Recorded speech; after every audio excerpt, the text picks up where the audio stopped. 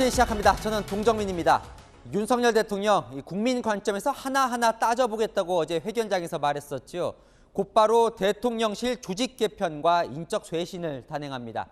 이번 주 일요일 확정한다고 하니 취임 103일만 역대 가장 빠른 속도의 개편입니다. 정책과 홍보 기능을 강화하는 게 핵심입니다. 지난 100일간 가장 약했던 고리로 보는 거죠. 신설되는 정책기획수석에는 탈원전에 반대했던 이관섭 전 한수원 사장, 홍보수석엔 김은혜 전 의원이 유력합니다. 정한희 기자 보도 보시고 뭐가 바뀌는 건지 아는 기자와 살펴보겠습니다. 윤석열 대통령이 이번 주 일요일 대통령실 개편을 합니다. 이번 일요일 날 이 자리에서 다시 말씀드리겠습니다. 대통령 비서실 조직에 대해서는 지금 현재 정책기획수석을 신설하는 방안을 검토하고 있습니다.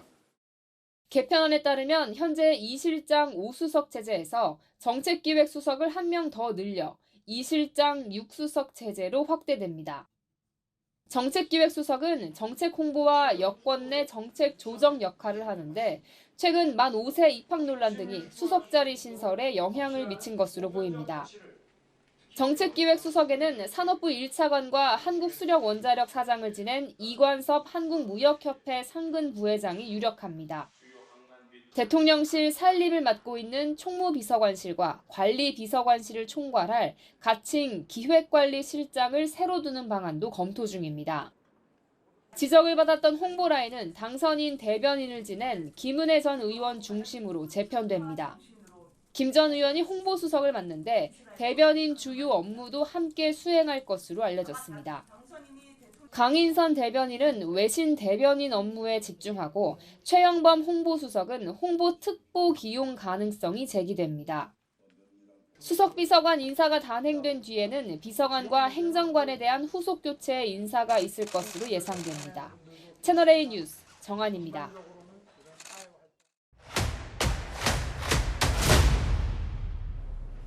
아는 기자, 아자 정치부 노은지 차장과 함께합니다. 자, 대통령실 조직 개편할 윤곽이 이제 드디어 드러났는데요.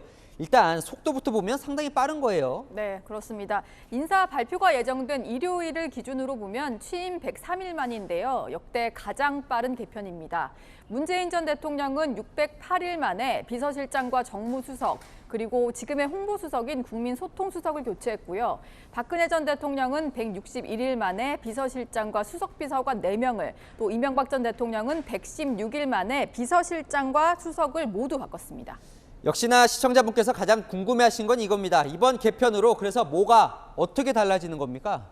네, 가장 크게 바뀌는 건 정책과 홍보 파트인데요. 현재 2실장 5수석 체제에서 홍보수석을 새 인물로 바꾸고 또 정책 조정 업무를 담당할 정책기획 수석비서관을 새로 만들기로 한 겁니다. 이렇게 정책기획 수석이 생기면 2실장 6수석 체제가 됩니다. 그러니까 뭐 홍보수석 바꾸고 정책기획수석 만들고 윤 대통령은 왜 이런 선택을 한 거예요? 취임 100일 동안 가장 크게 실수가 드러난 곳이 바로 이 두 파트이기 때문인데요. 정책에 있어서는 대표적으로 만 5세 입학 논란이 있죠. 김대기 비서실장은 정책기획수석 신설 이유를 이렇게 설명했습니다. 정책 어젠다 쪽에 하도 소통 문제라든지 그런 게 좀 있기 때문에 앞으로 이제 국민, 내각, 대통령실 간의 소통과 이해를 원활히 할 수 있는 그런 필요가 있다 생각을 해서 또 홍보수석실은 공보 대응에서 크고 작은 실수가 잇따랐는데요. 대통령의 집중 후 대국민 사과를 두고 사과가 아니라고 했다가 다시 사과다 이렇게 번복을 했었고요. 나토 정상회의 때는 홍보 사진이라면서 대통령이 텅 빈 컴퓨터 화면을 보는 사진을 제공했다가 정무 감각이 너무 없다 이런 지적을 받았습니다. 네, 개편도 개편인데 결국 사람이 이제 일을 하는 거니까 시청자분도 이제 궁금해하시는데 일단요 새로 신설되는 정책기획 수석으로 유력하다는 이관섭 무역협회 부회장, 조금 낯선 인물인데 어떤 인물입니까? 네, 관료 출신인데요. 산업부 출신으로 이명박 정부 때는 대통령 비서실장의 실장으로 청와대에서 근무를 했었고 박근혜 정부에서는 산업부 1차관에 이어 한국수력원자력 사장을 맡았는데요. 문재인 정부 출범 이후에 탈원전 정책을 반대한 인물입니다. 저희들은 공론화 과정에 한수원의 입장을 충분히 설명해서 연구 중단을 막겠다는 뜻으로 말씀을 드렸습니다. 네, 이렇게 문재인 정부와 계속 부딪히다가 결국 임기를 1년 10개월 남기고 사퇴했습니다. 그러니까 일단 관료 출신이군요. 자, 홍보 라인은 김은혜 전 의원 이제 컴백이 역시나 가장 눈에 띄는데, 그럼 이 강인선 원래 있던 대통령실 대변인과 역할 조정, 이게 좀 관심인 것 같더라고요. 네, 김은혜 전 의원은 경기지사 선거에 나갔었는데 낙선 후에 독일에 1년 정도 공부를 하러 갔었거든요. 그런데 윤 대통령의 연락을 받고 2주 전쯤 귀국한 걸로 전해집니다. 김 전 의원이 새롭게 홍보수석 겸 수석 대변인 역할을 맡고요. 그리고 강인선 대변인은 대변인 자리를 그대로 유지하면서 외신 담당 업무에 더 집중하는 식으로 두 사람이 역할 분담을 할 것으로 보입니다. 이제 오늘 윤곽이 드러났는데 제2부속실 이거는 안 생기는 겁니까 결국? 네, 제2부속실 폐지가 대통령 공약이었다 보니까 지금처럼 그냥 부속실에서 여사를 담당하는 직원들이 관리할 것으로 보입니다. 이런 지적도 있어요. 이제 오늘 뭐 수석이 하나 신설된다고 하는데 원래부터 이제 작은 대통령실을 표방했었잖아요. 점점 커지는 거 아닙니까? 지금 규모가요? 네, 제가 좀 직제표를 보면서 설명을 드려야 할 것 같은데 지금 신설하기로 한 게 정책기획수석 그리고 신설을 검토 중인 것이 수석급인 기획관리실장입니다. 이렇게 두 수석 비서관 밑에는 다른 수석실에 있는 비서관실이 옮겨가기로 했거든요. 대통령실에서는 인원이 늘어나는 것은 아니고 이렇게 재편을 하겠다 이렇게 설명하고 있습니다. 그런데 저만 느끼는 건지 모르겠는데 지금 이제 조직 개편안 보여줬는데 좀 복잡해요. 이거 뭐 정책조정기획관은 뭐고 정책기획수석은 또 뭡니까? 일단은 기존의 참모들이 역할을 제대로 못하다 보니까 비슷비슷한 이름의 새로운 자리를 만들고 또 새로운 사람을 갖다 쓰는 그런 모양새인데요. 인정에 이끌려서 위인설관을 하는 거라면 이번 인적쇄신이나 개편이 오히려 역효과를 낼 수 있겠죠. 한번 봐야겠군요. 네, 아는 기자 노은지 차장과 살펴봤습니다. 자, 검찰총장 출신 대통령은 누구를 첫 검찰총장으로 앉힐까 관심이 많았죠. 이원석 대검 차장검사가 지명됐습니다. 이 특수통 검사인데 대통령과는 국정농단 수사를 함께했고 한동훈 법무부 장관과는 또 사법연수원 동기 같은 반이었습니다. 어떤 인물인지 성혜란 기자가 취재했습니다. 윤석열 정부 첫 검찰총장 후보자로 지명된 이원석 대검찰청 차장검사. 검찰의 일에 비결이나 지름길은 있을 수 없습니다. 국민의 목소리에 더욱 겸손하게 경청하고 국민의 기본권 보호에 모든 힘을 다 쏟도록 하겠습니다. 이 후보자는 전남 보성 출신으로 2007년 삼성 비자금 특검, 2016년 국정농단 수사팀에 참여했습니다. 윤 대통령이 검찰총장 시절 대검 기획조정부장을 지내는 등 윤석열 사단의 일원으로 꼽혀왔습니다. 후보자는 중앙지검 특수일부장 또 대검찰청 기획조정부장을 역임한 수사기획통으로 균형 잡힌 시각으로 검찰청을 잘 이끌어줄 것으로 판단하고 있습니다. 사법연수원 27기로 한동훈 법무부 장관과 동기입니다. 김호수 전 총장 사퇴 후 석 달 넘게 이어진 총장 공석 상태에서 직무대행을 맡아왔습니다. 총장 없이 단행된 검찰 인사에서도 한 장관과 의견을 나눠왔습니다.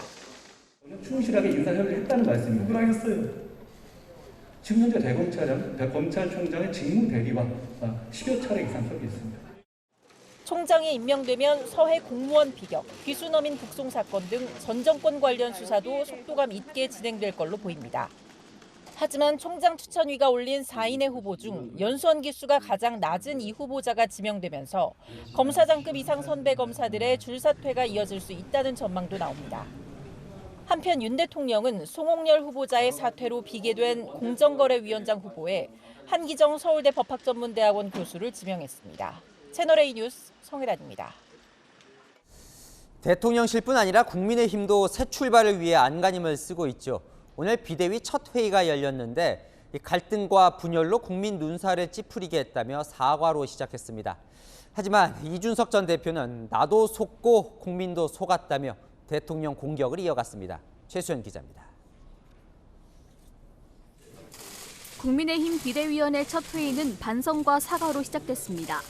당의 갈등과 분열이 생긴 일, 제대로 수습하지 못하고 법정까지 가게 된 일, 또 민생을 잘 챙겨서 유능한 집권당이라는 인식을 조기에 국민들에게 주지 못하고 모두 국민과 당원들께 진심으로 사과하고 반성하고 있다는 말씀을 드립니다. 비대위원들도 모두 일어나 고개 숙여 사과하며 변화를 다짐했습니다. 민생에서 성과를 낼 때 우리 당은 국민의 지지를 다시 복구할 수 있다고 생각합니다. 2030 세대의 지지가 지속되도록 우리는 계속 처절한 노력을 해야 합니다. 도로 자유한국당에 돼서는 안 됩니다. 비대위는 사무총장의 김석기 의원, 수석 대변인의 박정하 의원을 임명하는 등 주요 당직 인선을 마무리하며 본격적인 활동에 돌입했습니다. 이준석 전 대표는 윤석열 대통령을 향한 공세 수위를 더 높였습니다. 굉장히 이제 좀 통 큰 이미지 이런 게 강조되다 보니까 뭐 저런 거는 당연히 우리가 털고 갈 수 있겠지. 국민도 속은 것 같고 저도 속은 것 같아요. 박근혜 전 대통령이 이명박 정부 시절 친박들이 공천에서 대거 탈락하자 국민도 속고 나도 속았다고 했던 말을 인용하며 날을 세운 겁니다. 윤핵관을 향해서는 공작에 가까운 행동을 하고 있다고 비판했습니다. 이 전 대표는 비대위 효력정지 가처분 신청에 이어 지난 16일에는 비대위 자체를 무효로 하기 위한 본안 소송도 제기했습니다. 이 전 대표의 가처분 신청 결과는 이르면 다음 주 초 나올 예정입니다. 채널A 뉴스 최순입니다. 오늘 국회에선 일제히 상임위원회가 개최돼서 장관들로부터 업무 보고를 받았습니다. 경찰 논란이 뜨거웠던 행정안전위원회부터 가볼 텐데요. 채용 당시에 밀고 프락치 논란이 제기됐던 김순호 초대 행안부 경찰국장과 경찰국 신설 반대 회의를 주도했던 류사명 총경이 직접 출석했습니다. 그만큼 여야 공방은 더 달아올랐습니다. 유준 기자입니다. 민주당은 김순호 행정안전부 경찰국장이 노동운동을 하다 동료들을 밀고 해 경찰에 특채됐다는 의혹을 제기하며 사퇴를 압박했습니다. 그런데 왜 거기 가입하셨어요? 인노회 활동 가입하셨잖아요. 그 당시에는 제가 주사파의 그 사상에 주체 사상에 심취돼 있었던 때였습니다. 같이 활동했던 동지들을 팔아먹었던 밀정 노수를 했다라는 의혹이 있는 것이고, 제가 만약에 그와 같은 역할을 했다면 잠적할 리도 없습니다. 의심을 받았기 뻔하기 때문이고요. 그리고 그와 같은 일을 했다면 특채가 됐겠습니까? 그 바로 사건이 끝나고 난 다음에. 국민의힘은 경찰국 신설에 반대해 전국 경찰서장 회의를 주도한 류사명 총경을 몰아세웠는데 류 총경도 물러서지 않았습니다. 제복 입은 분들은 국가와 또 국민의 재산과 생명을 지키는 일에 우선해야 된다. 어떻게 생각하십니까? 공무원의 입을 막아서 그런 그 정치적인 중립을 훼손하는 이런 절차를 진행하는 세력들이 오히려 구테타 일당이다. 그 정인의 공직자로서의 자세, 여러 가지 품위에 상당히 문제가 있다. 회의 도중에 이제 불법으로 규정을 하고 즉시 해산하라는 그런 해산 명령을 내린 거죠. 그거는 합리적인 사람이라면 그 이중인격이 아닌 다음에는 그렇게 할 수는 없는 거죠. 윤익은 경찰청장은 국회 행안위에서 법무부가 시행령 개정을 통해 검찰의 수사권 확대를 추진한 것에 대해 우려를 나타냈습니다. 또 이재명 민주당 의원의 부인 김혜경 씨 법인카드 유용 의혹 사건과 관련해 다음 달 9일 공소시효 만료 전에 수사를 마무리할 것이라고 밝혔습니다. 채널A 뉴스 유주은입니다. 외교부 장관과 통일부 장관이 나온 국회 외교통일위원회도 가볼까요? 국민의힘은 중국의 사드 산불이란 이 요구를 앞세워 문재인 정부를 공격했고, 이 민주당은 윤석열 정부의 담대한 구상 이 대북 정책과 대일 정책을 지적했습니다. 홍지은 기자입니다. 국민의힘은 문재인 정부의 대중 정책을 정조준했습니다. 문재인 정부에서는 임기 내내 사드의 정식 배치를 좀 미뤄오고 있었죠. 결과적으로 이 지난 정부에서 중국의 이란 요구를 실질적으로 들어주고 있었던 게 아니냐. 이전 정부에서도 그런 입장을 좀 더 분명히 했다라면 산불이란 문제가 지금처럼 계속 이어지지는 않았을 거다. 더불어민주당은 윤석열 대통령의 대일 외교를 문제 삼으며 역공을 폈습니다. 지나치게 이거 지금 현재 이 저자세로 일본 비맞추기에 급급한 거 아니냐라고 하는 지적들이 계속되고 있는데, 양두구육 얘기를 하고 있는 거 아닙니까? 앞에다가는 김대중 오부치 정신 걸어놓고 실제로는 일본 정부의 잘못된 역사인식, 과거의 전쟁 범죄를 반성하지 않는 태도에 대해서 한마디 제대로 말도 못하고 있다. 여야는 윤석열 대통령이 광복절 축사에서 북한의 비핵화를 촉구하며 밝힌 담대한 구상을 두고도 맞붙었습니다. 담대한 구상을 얘기했는데 저는 처음에 그냥 그걸 담담하게 받아들였다가 지금은 답답하게 받아들입니다. 민주당 입장을 윤석열 정부가 수용한 거예요. 대북 핵 문제 접근에 있어서 여야 진보 보수할 것이 단계적 접근에 대해서는 합의를 했다는 거거든요.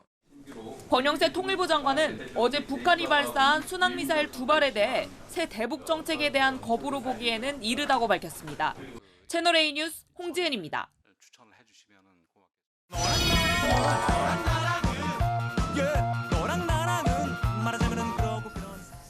여랑야랑 정치부 김민지 기자와 함께합니다. 첫 번째 주제 보겠습니다. 오늘 국회 모습 어땠습니까? 네, 시끌시끌했습니다. 지금 임시국회가 시작이 됐죠. 후반기 첫 의원끼리 상견례를 하는 상임위도 있었는데 첫날부터 요란했습니다. 먼저 상임위원장의 회의 진행 방식을 두고 싸운 과방위로 가보시죠. 제가 위원장으로 선출된 날 문자를 드렸고요. 안 오셔서 제가 연락을 했더니 한의원에 있다는 거예요. 그래서 위원장님도 시간 제한이 있습니다. 무제한하는 건 아닙니다. 김영식 의원님, 제가 발언할 때 좀 잠자코 듣고 계세요. 위원장으로서 한 말씀 드리고자 합니다. 간사와 협의하여 정하도록 규정하고 있는 국회 선진법에 의해서 고발하겠습니다. 고발해. 자, 제 몸에 손대지 마세요.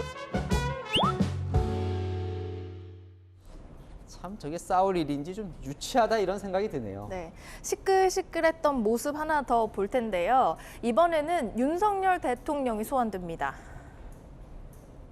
문자 소통하시고 소통했다라고 말씀하시는 것, 이게 바로 수박 소통입니다. 윤석열 대통령이 서울과 수도권의 호우경보가 발령된 상황에서 퇴근을 하고 원격으로 또 지시를 하신 부분이 있습니다. 퇴근을 한 것은 적절했다고 보십니까? 국민들에게는 너무 좀 송구스럽고요. 노동자들은 30도, 32도 넘는 데서 일하고 있는데 이 대통령은 에어컨에 21도를 가리키고 있어요. 열사병에 안 걸리고 버티겠냐는 거예요.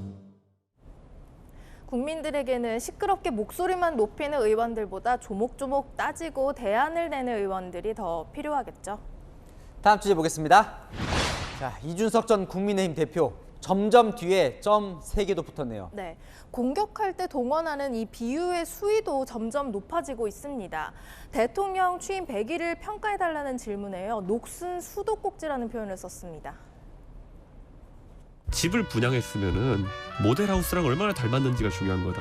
모델하우스는 갈 때 가보니까 금수도꼭지가 달려있고 납품된 걸 보니까 녹슨 수도꼭지가 달려있다. 그러면 분양받은 사람 열받는 거거든요. 그러니까 저 말은 본인과 함께 대선을 치를 때는 금수도꼭지였는데 네. 대선 후에 녹슨 수도꼭지가 됐다 이런 말 같네요. 네, 그렇게 연일 인용, 그러니까 패러디의 기술을 선보이고 있는데요. 국민도 속은 것 같고 저도 속은 것 같아요. 그 부분. 그러나 결국 저는 속았습니다. 국민도 속았습니다. 18대 총선 당시 친박 인사들의 공천 탈락을 비판한 박근혜 전 대통령의 말을 인용한 겁니다. 저게 이제 이준석 전 대표의 전매 특허죠. 다른 사람의 말로 받아치는 것. 그 속에는 이 조롱의 의미도 좀 담겨 있고요. 네, 어제 대통령의 발언을 받아친 게 대표적인 이준석 스타일의 인용 화법이죠. 민생 안정과 국민의 안전에 매진을 하다 보니 제대로 챙길 기회도 없고. 문자 보낼 시간은 있으신 분이 그렇게 답변하는 게 맞나 한방 먹이고 싶었던 것 같아요. 당내 민주주의에 대한 그런 고민을 많이 하다 보니 제대로 챙기지는 못했습니다. 불경스럽게도. 라임이 짝짝 맞죠? 거기서 라임 딱 맞춰가지고 하는 거 보고 정말 타고난 싸움꾼이다. 우상호 비대위원장은 국민의힘을 향해서 폭망해가는 느낌이라고도 했는데요. 귀에는 쏙쏙 들어오지만 말의 품격은 점점 추락하고 있는 건 아닐까요? 그러니까 센스 있다와 품격 없다. 정답은 없는 것 같아요. 국민들이 어떻게 느끼느냐인 것 같죠. 네, 야랑야랑이었습니다. 네, 화물연대 조합원들이 서울 하이트진로 본사 건물을 불법 점거한 지 어느새 사흘째입니다. 옥상을 점거해서 아슬아슬한 고공농성을 이어가고 있는데 오늘은 도로를 막고 도심 집회도 열었습니다. 최승현 기자입니다. 서울 청담동 하이트진로 본사. 광고탑 위에 조합원들이 아슬아슬하게 걸터 앉아 있고 영동대로 3개 차로를 노조원들이 가득 채웠습니다. 하이트진로 본사 불법 점거 농성을 지지하기 위해 전국에서 민노총 화물연대 조합원 900여 명이 모인 겁니다. 본사 고공과 1층에서 투쟁을 하고 있는 우리 동지들께 우리가 왔노라고, 우리가 함께 하겠노라고 하이트진로 농성장 동지들 들리십니까? 오후 2시부터 일반 차로 6개 중 절반이 통제되면서 영동대로 봉은사에서 영동대교 방향에 심각한 교통정체가 빚어졌습니다. 또 노조 측이 인도 위에 천막을 치고 상주하고 일부 조합원들이 노상방뇨를 하면서 인근 주민들도 불편을 겪는 상황. 화물연대 소속 하이트진로 조합원들은 지난 6월 운임료 인상 등을 요구하며 파업에 돌입했지만 하이트진로가 교섭에 응하지 않자 점점 집회 수위를 높이고 있습니다. 이들은 운송료 인상과 계약 해지된 132명의 전원 복직, 회사의 손해배상 소송 철회를 요구하고 있습니다. 하이트진로 측은 수양물류라는 물류회사에 운송을 위탁했기 때문에 노사관계가 성립되지 않아 교섭을 할 수 없다는 입장입니다. 하이트진로는 어제 인화성 물질을 들고 건물을 점거한 조합원 4명에 대해 방화 예비, 집회시위법 위반, 주거침입 등의 혐의로 경찰에 고소했습니다. 경찰은 고소장을 토대로 이들을 입건하고 수사에 착수했습니다. 채널A 뉴스 최승현입니다. 버려진 침대 매트리스를 태울 때 유해 물질이 나올 수 있기 때문에 반드시 스프링을 분리하고 소각시설에서 처리해야 합니다. 그런데 경남 통영시가 매트리스를 야외에서 불법 소각한 것으로 드러났습니다. 홍진우 기자입니다. 공터 한켠에 침대 매트리스가 산처럼 쌓여 있습니다. 한 남성이 토치로 바로 옆 쌓아놓은 매트리스에 불을 붙입니다. 매트리스가 타면서 검은 연기가 하늘로 치솟습니다. 다 타버린 매트리스는 앙상한 뼈대만 남습니다. 지난 5월 말 통영시가 운영하는 환경자원화센터 밖 공터에서 매트리스를 소각하는 모습입니다.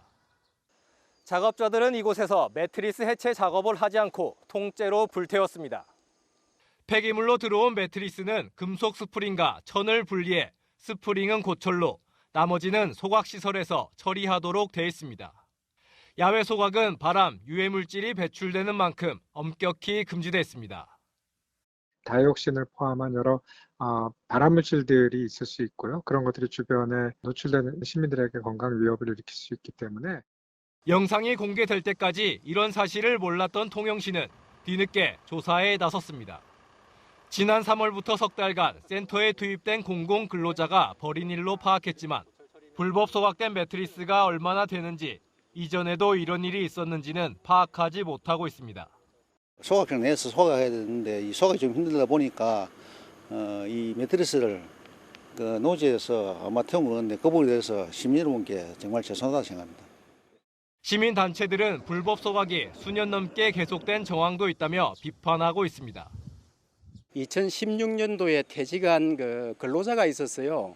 그분에게 확인해 보니까 길게는 5년, 짧게는 몇 년간 이렇게 소각하지 않았나 이렇게 추정이 됩니다. 시민들에게 법 준수를 요구하는 지자체 스스로 불법 행위를 저질렀다는 비판은 피할 수 없게 됐습니다. 채널A 뉴스 홍진우입니다. 이번에는 시청자의 제보로 만든 뉴스입니다. 지난주 폭우 당시 경기도 용인에서도 상가 건물이 침수되면서 아버지와 아들이 크게 다쳤습니다. 그런데 큰 피해를 한 달 전부터 막을 수 있었다고 주장합니다. 피해자들의 이야기를 김희태 기자가 들어봤습니다. 상가 출입문에 커다란 물길이 생겼고 밀려든 토사에 문도 열리지 않습니다. 지난 8일 내린 집중호우로 이 상가 건물 지하가 침수되는 등 피해를 입었습니다. 들이치는 물을 막으려던 아버지와 아들은 유리로 된 출입문이 깨져 크게 다쳤습니다. 아버지는 백반을 넘게 꿰매는 중상을 입었고 17살 아들도 인대가 끊어져 수술을 받았습니다. 예, 이쪽으로 물이 조금씩 배어 들어오더라고요. 그래서 그걸 이제 뭘로 막아놓으려고 그러는 순간 순식간에 피해자들은 침수 피해가 40여일 전부터 예견돼 있었다고 토로합니다. 지난 6월 말 많은 비가 내렸는데 인근 도로공사 현장에 쌓아놓은 건축 자재가 물길을 막으면서 계곡으로 흘러야 할 물이 상가 쪽으로 쏠렸다는 겁니다. 여기 이쪽 지금 보시겠지만 바닥에는 골재를 부어놨었고요. 왼쪽 편으로는 건축 자재들을 안전장치 없이 이렇게 잔뜩 쌓아놨던 겁니다. 관할 구청과 시공사에 몇 차례 이야기를 해봤지만 임시 방편뿐 제대로 된 조치는 끝내 없었다고 주장합니다. 사고가 난 지 열흘이 지났지만 떠내려온 건축 자재들이 그대로 방치돼 있습니다. 구청 측은 나름 대비를 했지만 역대급 폭우엔 어쩔 수 없었다고 해명합니다. 1시간에 100mm 정도 내리면 그거는 어떤 도로나 어떤 시설을 설치하더라도 감당이 안 되는 부분이 있거든요. 그 구청에서는 저희 나름대로 열심히 피해가 가지 않을 정도의 준비는 좀 했. 구청은 뒤늦게 현지 조사와 함께 보상에 나설 계획이라고 밝혔지만 피해자들이 입은 상처는 좀처럼 가시지 않고 있습니다. 채널A 뉴스 김우태입니다. 대낮에 도심 한복판에서 50대 남성이 모르는 사람 2명에게 흉기를 휘둘렀습니다. 경찰에 붙잡혔는데 묵비권을 행사하며 범행 동기도 말하지 않고 있습니다. 공국진 기자입니다. 모자와 마스크로 얼굴을 가린 채 거리에 서 있는 남성. 앞서가는 행인 2명을 비틀거리며 쫓습니다. 그런데 왼손엔 흉기를 들고 있습니다. 잠시 후 경찰관들이 현장에 도착하고 행인 1명은 옆구리를 움켜쥐며 괴로워합니다. 광주 도심 한복판에서 60대 남성 2명이 흉기에 찔리는 사건이 벌어진 건 어제 오후 4시 40분쯤. 남성은 피해자들을 50m 넘게 따라온 뒤 흉기를 휘두르고 건물 뒤편으로 달아났습니다. 물이 찔리니까 한동이는 잡으러 저쪽 뒤쪽으로 해서 저기서 쫓아가고. 피해자들은 병원으로 옮겨져 치료를 받았는데 다행히 크게 다치진 않았습니다. 흉기를 휘두른 남성과는 일면식도 없는 사이였습니다. 뒤에서 그래가지고 전혀 모르겠습니다. 경찰분들 오셔가지고 CCTV를 보여주대요. 혹시 아는 사람이냐고 물어보는데 보니까 모르겠더라고요. 경찰은 CCTV 영상과 인상착의 등을 토대로 추적한 끝에 오늘 오후 50대 용의자를 광주 송정역사에서 붙잡았습니다. 용의자는 묵비권을 행사하며 조사를 거부하고 있습니다. 말을 안 해요 아직. 아무 말도 안 해. 이름도 이야기 안 해. 경찰은 범행 동기 등 조사를 마치는 대로 특수상해 혐의로 구속영장을 신청할 방침입니다. 채널A 뉴스 공진입니다. 정부가 코로나로 피해를 본 자영업자의 빚을 최대 90%까지 탕감해주겠다고 발표했습니다. 그러자 성실하게 빚 갚은 사람만 손해라는 불만이 터져 나왔는데요. 정부는 일부러 빚을 갚지 않는 경우는 막기 위해 빚보다 재산이 많으면 지원 대상에서 제외하기로 했습니다. 그러나 자영업자들의 반응은 아직도 싸늘합니다. 안보겸 기자가 보도합니다. 정부가 코로나19로 피해를 본 소상공인과 자영업자에게 자산보다 빚이 많은 경우에만 원금 감면을 해주기로 했습니다. 정부의 새 출발 기금을 두고 무분별하게 빚을 탕감해줄 경우 도덕적 해이를 불러일으킬 수 있다는 비판이 나오자 기준을 강화한 겁니다. 금융위원회는 오늘 금융사를 대상으로 설명회를 열고 새 출발 기금 운용 방향을 공개했습니다. 90일 이상 장기 연체할 경우 기초생활수급자, 저소득 중증 장애인, 고령자 등 취약계층이면 최대 90%까지 원금 감면을 받을 수 있습니다. 그렇지 않으면 부채가 자산보다 많을 경우에만 조건에 따라 부채에서 자산을 뺀 순부채의 60에서 80%를 감면해 주기로 했습니다. 숨겨진 재산이 발견되면 빚 조정 자체를 무효화한다는 방침도 세웠지만 자영업자들의 반응은 싸늘합니다. 은행 대출을 못 받고 갖고 있던 적금 털거나 지인들한테 빌리고 이래서 근근히 이렇게 메꿔가면서 생활하고 있는데 저희 같은 경우는 전혀 혜택이 없는 거죠. 저처럼 빚을 좀 소액이나마 계속 갚아오던 사람들은 좀 약간 박탈감 같은 게 좀 느껴지긴 합니다. 은행권 관계자들은 빚을 일부러 늦게 갚는 도덕적 해이 문제가 해결된 것 같진 않다는 반응을 보였습니다. 금융위는 업계 의견을 좀 더 수렴한 뒤 최종 확정안을 곧 발표하겠다고 밝혔습니다. 채널A 뉴스 안보겸입니다. 정부는 앞으로 새로 짓는 집은 층간소음 기준을 통과해야 입주 허가를 내주고 관련 자재를 쓰면 인센티브도 주겠다고 했습니다. 이미 지어진 집들에 대해 정부가 내놓은 해법은 소음 저감 매트입니다. 설치 비용을 최대 300만 원까지 빌려준다는데 실효성 있는 해결책일지 박지혜 기자가 따져봤습니다. 네모난 매트가 퍼즐 맞추듯 줄줄이 깔려 있습니다. 환경부가 인증한 푹신푹신한 20mm 두께 소음 저감 매트입니다. 기존 아파트 바닥에 빈틈없이 깔기만 해도 딱딱한 물건이 떨어지는 경량 충격은 10dB, 아이가 뛰는 중량 충격은 3dB 더 줄일 수 있습니다. 매트를 깔거나 이런 부분들에 대해서는 정부가 좀 지원을 해주는 그런 국민들이 몸으로 느낄 수 있는 층간소음 감소 대책을 국민들이 느낄 수 있게 강력하게 추진을 하고자 합니다. 거실과 복도, 방 하나에 매트를 구입하고 시공하는데 대략 300만 원이 듭니다. 공짜는 아니고 정부가 비용을 싸게 빌려주겠다는 겁니다. 저소득층은 무이자로 월 640만 원 소득의 중산층이라도 어린이가 있다면 1%대 저리로 빌려주는데 집은 84제곱미터 이하만 가능합니다. 이렇게 소음 저감 매트를 깔면 아랫집 눈치는 좀 덜 보일 텐데 다만 300만 원 가까이 대출을 받아 시공을 할 가구가 얼마나 될지는 의문입니다. 대출받으면서까지는 안 하고 싶을 것 같아요. 아이들 조금 소란스럽고 시끄러운 거는 좀 이해하면서 우리 애들도 다 그렇게 컸는데 어떻게 해요? 정부가 돈을 들면서까지 그것도 빌려주는 입장에서 그걸 누구도 참지 않을 것 같은데요. 소음이 발생하는 윗집에 매트 까는 걸 강제할 수 없는 데다 세입자는 집주인 허락 없이는 함부로 시공할 수도 없어 탁상공론 아니냐는 비판도 나옵니다. 채널A 뉴스 박재입니다. 어제 취임 100일 기자회견에서 대통령이 직접 반도체 인력을 15만 명 양성하겠다고 말했고 반도체 학과를 크게 늘린다는 정책도 나왔죠. 교육 현장에서도 반도체 열풍이 불고 있습니다.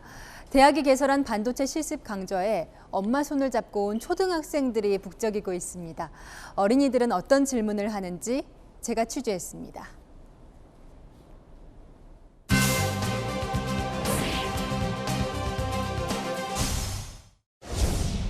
반도체 제작 실습을 하는 클린룸 앞, 초등학생들이 방진복으로 갈아입습니다. 최대한 내 몸으로부터 나올 수 있는 먼지는 다 막아야 돼요. 실제 반도체 공장에서 입는 건 이거보다 더 다른 점이 있나요? 없어요. 정부는 10년 안에 반도체 인재 15만 명을 육성하기로 했습니다. 그러자 반도체가 궁금한 일반인을 대상으로 개설한 대학교 실습 강좌에 초등학생까지 몰리고 있는 겁니다. 우와, 별대로 끊어지네. 왜 끊어지지? 반도체의 기본 재료인 실리콘 웨이퍼에 회로를 그려 넣으며 반도체 공장에서 하는 작업을 똑같이 해봅니다. 끝을 딱 밝히는 느낌. 잘하네. 연봉이 궁금하다는 현실적인 질문도 나왔습니다. 5천에서 많으면 한 달에요? 아니 1년에. 1년으로 생각해보면 작은 경우는 4천? 연말에 돈 많이 들어올 때는 1억 5천? 소자 엔지니어, 혹은 장비 엔지니어, 혹은 소자를 설계하는 사람. 산업체에서도 지금 사람이 부족하다고 하거든요. 학부모들은 반도체 교육부터 진로까지 궁금한 게 많습니다. 반도체 학과가 신설이 되고 이게 이제 기업하고 연계가 된다는 것까지만 알고 있고 현실적으로 교육적으로는 지금 어떻게 접근해야 될지 엄마들이 아직은 감을 못 잡고 있는 상태이긴 해요. 정보를 얻을 곳이 마땅치 않자 직접 실습 현장까지 찾아온 겁니다. 엄마 손에 이끌려온 아이부터 반도체에 관심이 많은 아이까지 60명 정원이었던 이 실습은 초등학생 학부모 사이에 입소문이 나면서 정원의 3배에 달하는 180여 명이 몰렸습니다. 이런 반도체 공부를 하면 과연 우리는 어떠한 직업을 얻을 수 있을까를 알아봐야 되는데 여기 어떻게 알고 오셨어요? 그냥 엄마가 추천해서 와봤어요. 이런 곳에서 한번 일해보고 싶다고 생각이 들었어요. 반도체의 여러 개의 부품들을 보니까 신기하기도 하고 흥미로웠어요. 여러 체험을 더 해보고 나중에 꿈이 바뀔 수도 있을 것 같아요. 여인선이 간다였습니다. 우리나라도 전날은 폭염, 다음 날은 폭우, 남부는 폭염, 중부는 폭우, 종잡을 수가 없죠. 유럽도 그런가 봅니다. 최근 프랑스와 영국의 가뭄과 산불 소식 자주 전해드렸었는데 이번엔 물폭탄이 쏟아져서 파리와 런던이 물바다가 됐습니다. 이다혜 기자입니다. 빗물이 마치 계곡물 흐르듯 콸콸 쏟아져 내립니다. 승객들은 물바다가 된 계단을 조심스럽게 내려옵니다. 물이 흥건한 지하철 승강장에선 경보음이 울립니다. 시내를 달리던 버스 안까지 흙탕물이 밀려 들어오자 공포에 질린 승객들이 비명을 지릅니다.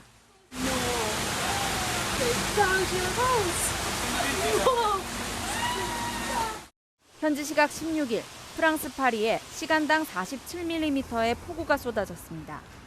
지난달 프랑스 강수량이 9.7mm에 불과한 것을 감안하면 물폭탄 수준으로 지하철 노선 14개 중 6개가 운행에 차질을 빚는 등 피해가 속출했습니다. 극심한 폭염에 시달리던 영국도 런던 등 도심에 장대비가 쏟아졌습니다. 하지만 가뭄 해소 기대도 잠시 도로 위에 물이 차오르고 곳곳에서 침수 피해가 잇따랐습니다. 비를 맞아가며 도로 위 물을 도구로 치워보지만 역부족입니다. 폭염과 가뭄으로 땅이 굳은 상태에서 폭우가 쏟아지자 빗물을 제대로 흡수하지 못하는 상황이 발생한 겁니다. 영국 공영방송 BBC는 가뭄이 해소되기는커녕 일부 지역에 돌발 홍수가 발생할 가능성이 있다고 우려했습니다. 유럽의 갑작스러운 폭우 피해는 그동안 폭염과 가뭄으로 수증기가 계속 쌓여 한 번에 폭발한 전형적인 복합재난입니다. 영국 환경청은 일부 지역에 최대 100mm의 비가 내릴 가능성이 있다며 18곳에서 홍수 경계령까지 발령했습니다. 채널A 뉴스 이다혜입니다. 우리나라를 비롯한 주요 선진국들 지난달 물가 상승률이 7에서 8% 정도 됩니다. 이것도 20년 만에 가장 높은 수치라 다들 비상인데요. 영국은요, 심지어 2자릿수 물가 상승률을 기록했습니다. 6명 중 1명이 돈을 아끼려고 끼니를 걸렀다는 조사가 나올 정도로 영국 시민들 아우성입니다. 염정원 기자입니다. 우크라이나 전쟁 여파로 급격히 치솟은 에너지 가격은 영국 가정 곳곳에 깊은 주름을 만들었습니다. It's not a choice. It's life for Isaac. Without the electricity, without using it, Isaac would die. With children and mortgages and the cost of getting to work if you're driving and it's everything, isn't it? Scary. 에너지 요금에 이어 지난달엔 밥상 물가마저 12.7% 급등했습니다. Cost of inputs on the farm, cost of diesel, cost of fertilizer, cost of winter feed. 지난달 영국의 소비자 물가 상승률은 40년 만에 최고치인 10.1%. 주요 7개국 가운데 2자릿수 상승률은 영국이 유일했고 내년 영국의 성장률도 가장 낮을 것으로 전망됐습니다. 브렉시트, 영국의 유럽연합 탈퇴가 물가에 더 부담을 줬다는 분석이 나옵니다.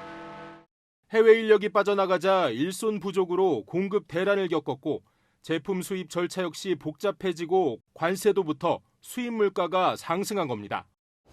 밥상 물가가 치솟자 영국 성인 6명 가운데 1명이 지난 반년 동안 돈을 아끼려고 끼니를 건너뛰었다는 설문조사 결과가 나왔습니다.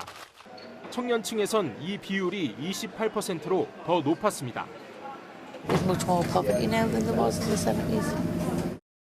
임금 인상을 요구하는 철도와 보건, 우편 등 공공부문 파업으로 복합 위기가 닥쳤지만 총리 교체기를 맞은 정부가 제대로 대응하지 못했다는 비판도 나옵니다. 채널A 뉴스 염정환입니다. 양가 부모님들에게 아이 양육 좀 부탁하면서 죄송한 마음 갖는 맞벌이 부부 참 많죠. 서울시가 내년부터 36개월 이하 손주나 조카를 돌보는 이 조부모 친인척에게 매달 30만 원 수당을 지급합니다. 이혜주 기자 보도 보시고 오세훈 서울시장과 정치 시정 현안 이야기 좀 나눠보겠습니다. 2명의 손주를 하원시키기 위해 어린이집을 찾은 아는자 씨. 워킹맘인 딸을 위해 첫 손주가 태어날 때부터 둘째까지 7년째 아이들을 돌봐주고 있습니다. 자식들이 힘드니까 내가 용돈 달라서 그럴 수는 없잖아. 애기 봐주는데 애한테 쓰는 게 우리 할머니들은 아무래도 더 쓰게 되잖아요. 부모들이 아이를 맡길 사람이 없을 때 조부모에게 의지하지만 늘 죄송한 마음입니다. 아직 어린이집 안 보내서 이제 뭐 볼 일 있거나 하면 친정 부모님한테 맡기고 하거든요. 연세가 드시니까 더 많이 힘드시니까 좀 죄송스럽죠. 서울시가 육아 부담을 줄이기 위한 방안으로 36개월 이하의 영아를 돌봐주는 사촌인의 친척에게 아이 한 명당 월 최대 30만 원을 지급합니다. 내년부터 최대 1년간 지원하는데 4인 가구의 경우 월 소득이 768만 원 이하인 가구가 대상입니다. 민간 돌봄 서비스를 이용하는 가정에는 시와 협력한 민간기관에서 이용 가능한 월 30만 원 상당의 바우처를 지급합니다. 갑자기 아이가 아플 때 대신 병원에 데려가주고 부모가 올 때까지 돌봐주는 아픈 아이 일시 돌봄 서비스도 성북구 등 5개 자치구에서 시범 운영됩니다. 일단 한 아이가 아프기라도 하면 이제 아프지 않은 아이도 같이 병원에 동행을 해야 될 때도 그렇기도 하고 걱정도 많이 되고 그럴 때는 아플 때가 제일 힘든 것 같아요. 서울시는 엄마 아빠 행복 프로젝트에 안심돌봄, 편안외출, 건강힐링, 일생활균형 등 4대 분야에 5년간 총 14조 7천억 원을 투입할 계획입니다. 채널A 뉴스 이혜주입니다. 여건은 여전히 혼란스럽고요. 부동산 호우 대책도 관심이 높죠. 당사자인 오세훈 서울시장과 이야기 나눠보겠습니다. 어서 오십시오. 네, 반갑습니다. 네, 뒤에 할 얘기가 많은데 정치 이야기 좀 시작을 해보겠습니다. 대통령이 어제 취임 100일이었습니다. 간단히 좀 평가를 좀 해봐 주실 수 있을까요? 예, 뭐 어저께 보니까 네. 좀 껄끄러운 질문도 잘 소화하시면서 답변을 하시던데요. 저는 최근에 지지율이나 이런 걸 보면서 그런 생각을 합니다. 모든 시스템이 이렇게 안착하기 전에, 뿌리를 내리기 전에는 뭐 예기치 않은 실수도 나오고 네. 뭐 잠을 이렇게 좀 주파수가 잘 안 맞는 부분도 생기는 법이거든요. 네. 이준석 전 대표가 요즘 거침없이 대통령 공격을 좀 하고 있는데요. 오늘도 그랬고 거기에 대해서는 좀 어떻게 보십니까?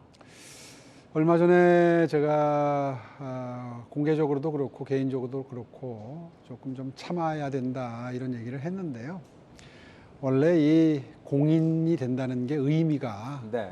특히 또 책임 있는 자리에 있는 공인일수록 본인은 좀 억울하게 느껴도 참아야 되는 순간이 많아지는 게 그 공인의 운명이라고 저는 생각을 합니다. 네. 차기 대선 주자 이제 조사, 이거 뭐 조사니까요. 조사를 해보면 이제 오 시장님과 함께 한동훈 법무부 장관이 거론되는데 얼마 전에 한 장관에 대해서 매력 있고 뭐 멋있다 이런 평가를 하셨더라고요. 네. 예, 저희는 서울시는 뭐 법무부도 그렇고 복지부, 국토부 좋은 관계로 지내야 되는 중앙부처가 너무너무 많습니다. 실제로 일을 하다 보면 최근의 사례로는 그 서울의 무비자 입국도 법무부에서 과감하게 결단을 해줘서 8월 달에 관광객도 많이 들어왔고요. 네.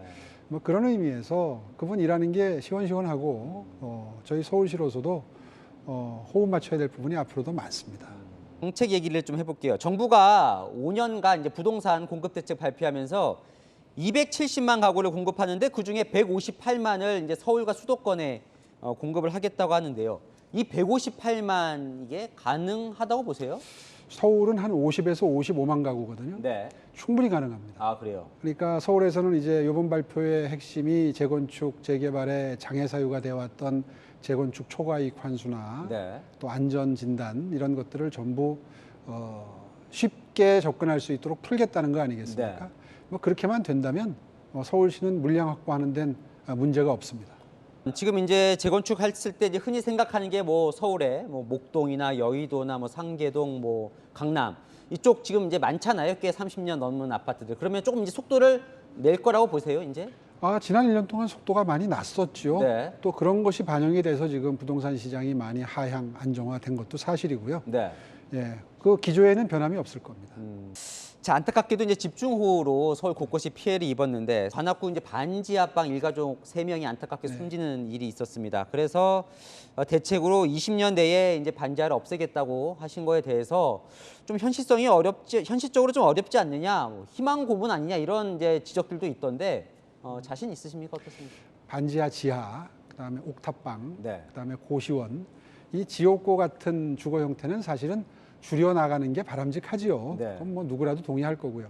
이번 기회에 반지하가 줄어들도록 유도하겠다는 발표를 한 건데 마치 강제적으로 반지하 주거 형태를 퇴출시키겠다는 것처럼 뭐 제목을 뭐 퇴출, 금지 이렇게 달다 보니까 오해가 생겼어요. 근데 그런 뜻은 전혀 아니고 자연스럽게 바람직스럽지 않은 주거 형태를 줄여서 지상으로 주거 상향을 시키겠다 하는 취지의 발표였고요. 실제로 재개발, 재건축, 모아타운만 열심히 지금 계획대로만 돼도 연간 8,000가구씩 반지하 지하주택이 줄어들도록 돼 있습니다. 교통방송 TBS 논란이 계속되는데 이번 호우 때도 아니, 교통방송인데 교통안내 제대로 역할을 못했다 뭐 이런 지적도 있던데 동의를 하십니까? 역할에 대해서? 그 비 오는 날은 상당히 그 예보 방송을 꽤 많이 했어요. 근데 그 다음 날 교통이 정말 힘들었거든요.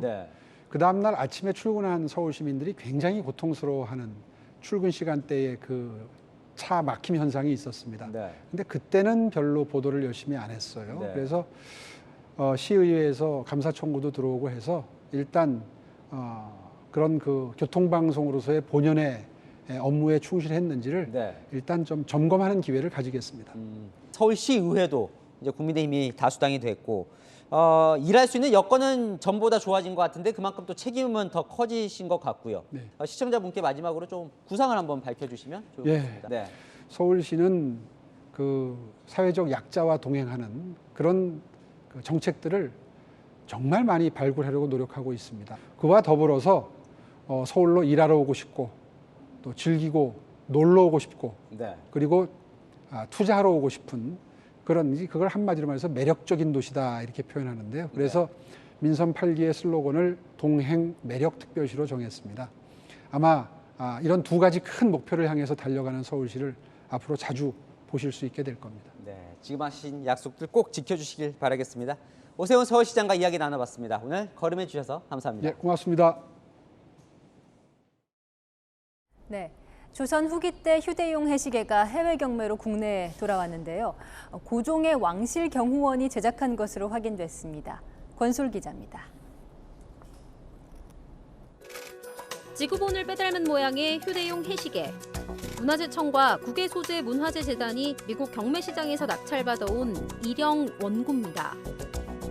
반구 형태로 고정돼 있는 해시계, 앙부 1구와는 달리 들고 다니면서 세계 어디서든 시간을 측정할 수 있습니다. 지금까지 크게 복원된 바가 없는 아주 희귀한 유물입니다. 독창적인 작동 원리로 시각을 측정하는 구형의 휴대용 해시계로서 크기는 높이 23.8cm, 지름 11.2cm 정도입니다. 시계가 북쪽을 향하게 한 뒤 내가 있는 위도를 맞추고 T자형 걸쇠를 비추던 그림자가 홈 속으로 들어가면 시간이 나타납니다. 돌아갑니다. 이 그림자 보세요. 그림자가 올려주면은 그림자가 비춰지게 되죠.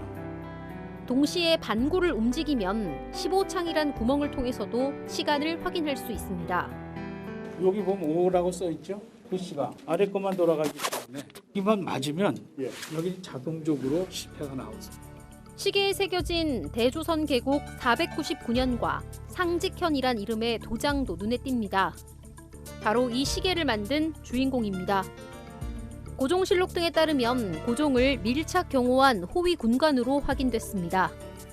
채널A 뉴스 권솔입니다.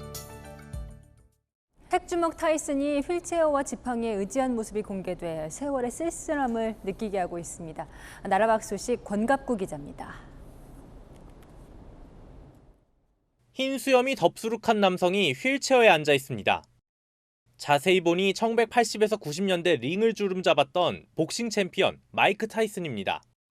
팬과 함께 사진을 찍을 때도 일어서지 않습니다. 넉 달 전 비행기에서 자신을 조롱하던 승객에게 주먹을 휘두르던 모습과는 딴판입니다. Hey, Mike, come on. Let's go stop back. Let's do the horse, man. 지난달 뉴욕에서 지팡이를 짚고 건물에 들어서는 모습은 56살인 그의 동년배보다 나이 들어 보입니다. 2년 전부터 좌골신경통을 앓고 있는 타이슨 역시 세월의 무게를 이기지 못했습니다. Then when I look in the mirror, I see those little spots on my face, and I said, "Wow, man, that's my expiration date is coming close, really soon."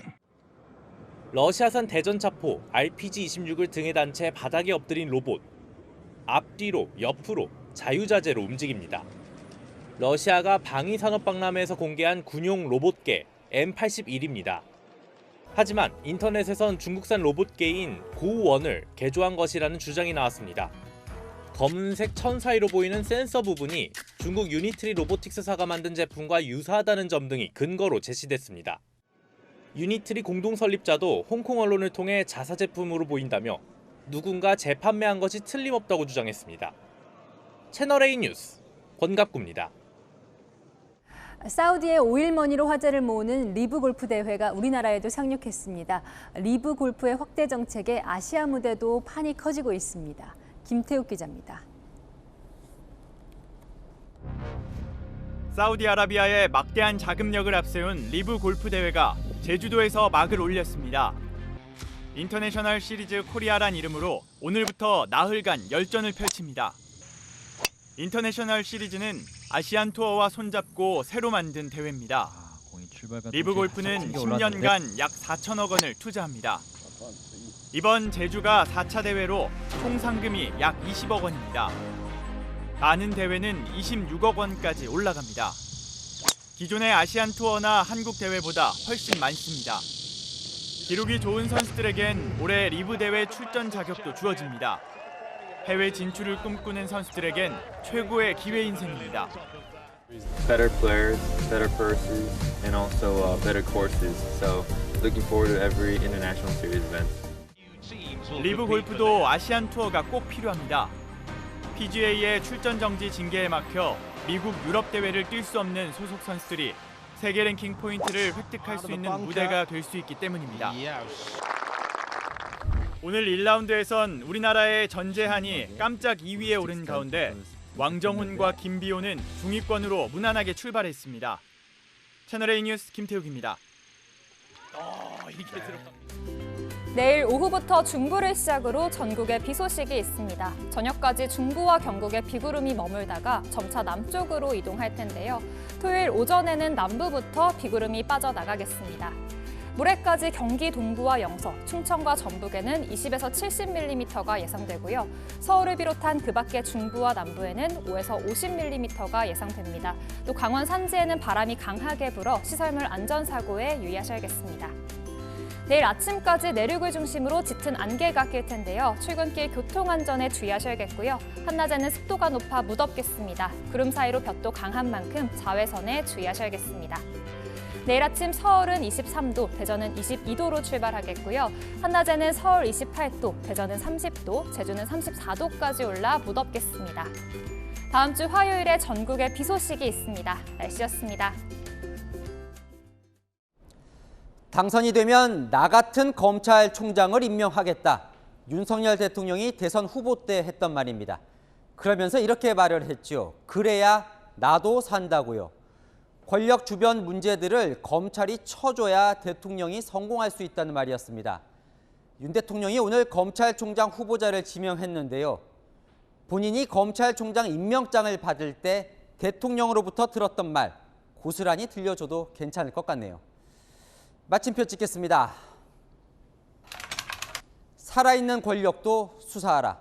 뉴스에 마칩니다. 감사합니다.